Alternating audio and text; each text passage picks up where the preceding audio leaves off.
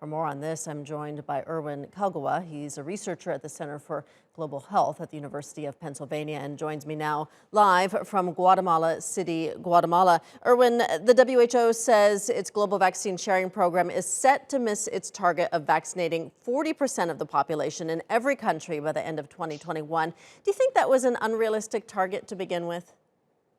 Well, I think it is a difficult target to reach, especially when you look at this goal based on what you are defining as the number of doses required.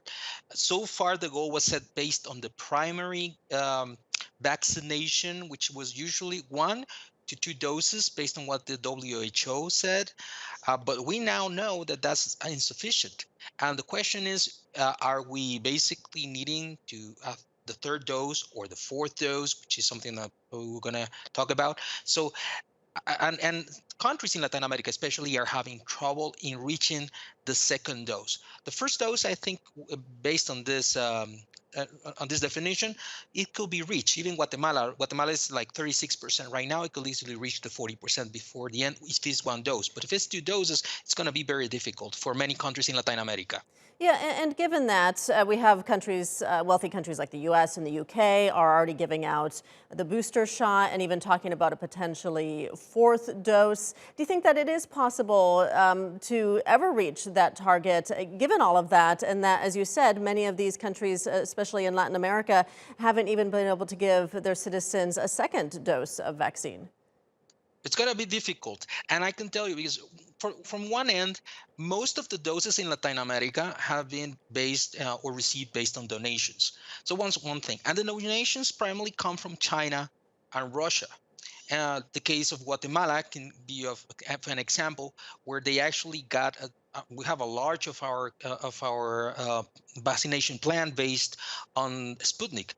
However, the problem is Sputnik is not WHO authorized.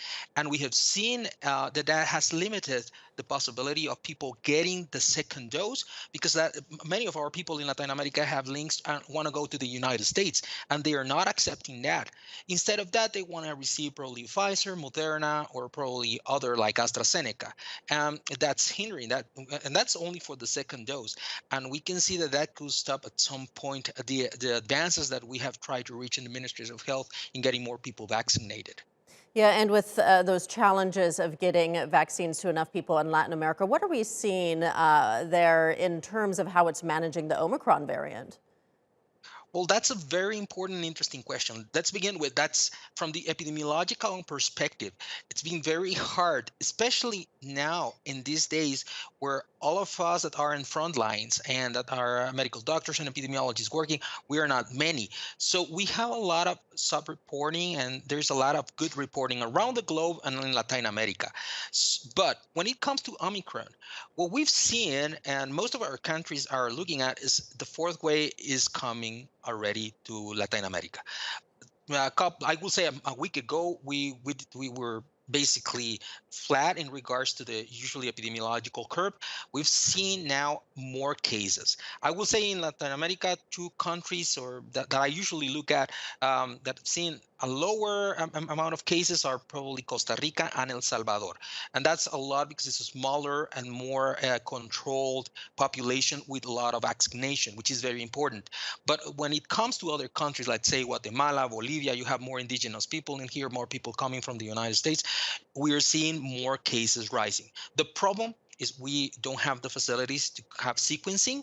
So we haven't confirmed that this is Omicron, but we have reasons to believe clinically that this is basically Omicron, what is causing right now the rise in the number of cases. All right, very similar to what we're seeing elsewhere around the world. We'll leave it there for now. Erwin Calgua joining us from Guatemala City. Thank you.